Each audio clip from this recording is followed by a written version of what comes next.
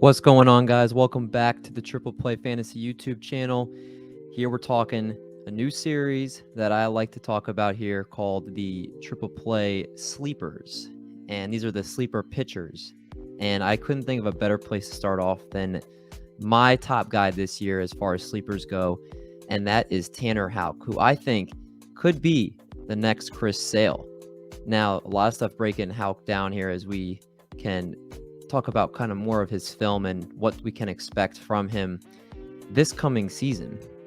Now, Tanner Houck, boy, is he fun to talk about. Throughout his minor league career, he's shown plenty of flashes for what he could provide at the major league level.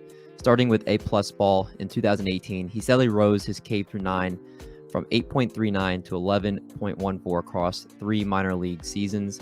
His home runs per 9 were always extremely suppressed, as he always only allowed one season where it reached above 1, with the rest 0.83 and under. This tied in well with Houck's good ground ball rates and his low home run to fly ball percentages. Now, Houck's ERA estimators were good too, as his FIP and xFIP were all 4.31 or below in all but 25 innings that he pitched in AAA in 2019. And it's at the stage for when he debuted for Boston in the shortened 2020 season and impressed in such short time. Now, assessing Houck's 2021 season as far as season stats go, Houck's career as a big leaguer, he's pitched 75.2 innings with a 2.97 ERA with 94 strikeouts to go along with 24 walks, which isn't a bad start to your career, and it can show that he's effective in a big league rotation. In 2021, Boston moved Houck between the starting rotation and the bullpen to where Houck started 13 games and pitched 5 of them in the bullpen. And during that season, Houck pitched to a 3.68 ERA in 59 innings as a starter, with an even better 2.61 ERA in 10 innings as a reliever. When you combine those numbers, you have a 3.52 ERA in 69 innings, which is solid, but his FIP looked even better, grading out to a 2.58 FIP. Houck didn't just have the advanced earned run metrics, though. He was also mowing down hitters at an impressive 30.5% strikeout rate, averaging 11.35 strikeouts per 9 innings. And he did this while walking only 2.74 batters per 9, recorded a very rare feat towards the end of the 2021 season, where in Game 2 of the American League Division Series against the Rays, he recorded his 27th consecutive out, recording a strikeout on Manuel Margot, which signified a perfect game spread across 4 appearances. The streak actually reached up to 30 before Wander Franco broke it up, but it shows the type of potential this kid possesses, and we'll get now into why I really like him as we kind of explore his arsenal here. The stuff that Houck possesses is one of the reasons I'm extremely high on him. Houck throws a 4-seam fastball, sinker, splitter, and slider as his 4-pitch arsenal. And I listed the slider last for a reason, as that pitch arguably could be the filthiest in the game.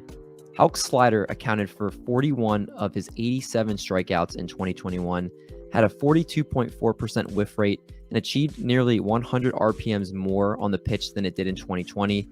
He also allowed a minuscule 0.15 batting average and an even lower expected batting average of 0.144 against the pitch. His other nasty pitch, being the splitter, also took real steps forward as he continues progressing as a pitcher, while Houck also more than doubled his splitter percentage from 2020 to 2021 as he continues to work on that grip and release of the pitch in the offseason. It seemed to work out well in 2021 as he had a 0.059 batting average against to go along with a 36.8% whiff rate. That's going to be huge, as he's already been a great fastball slider guy when he was drafted, and now adding in that effective splitter, and you have a guy with 3 really good pitches in there that could be just absolute filthy in 2022. So what can we ultimately expect from Tanner Houck in 2022? To me, he's the most likely candidate to earn a spot in the rotation to begin the season, as he basically claimed the 5th spot towards the end of last year out of necessity due to injuries, pitching to a 3.38 ERA in 15 games, 11 starts, over 58.2 innings post All-Star break. He's going to compete. Obviously, you have Nick Pivetta, yuck. Michael Wacha, yuck. And there's 2 spots expected to be open there. You have Nathan Eovaldi, Chris Sale, and James Paxton as locks, but I think that Tanner Houck could get one of those positions that are open there. And a big reason you have the upside with Houck, with the strikeout upside, obviously, the walk rate has been a big part of his growth. One of the things that's most important for starters is to keep walks to a minimum. And so that is obviously, of course, you don't have free base runners. You don't work deeper into games. And he struggled in 2020 walking batters to a 4.76 batters per 9 rate. But in 2021, that number was nearly cut in half to a 2.74 batters per 9. So now he's actually finding the strike zone a little bit more too, which I think is very huge here.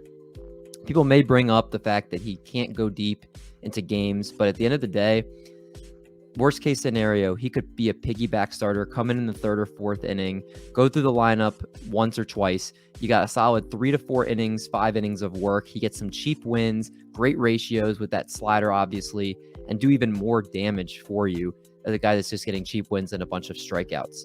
At the end of the day, Houck still needs to prove he can handle the lineups 2 or 3 times through the order consistently and pitch deeper into games. That's the biggest questions for him.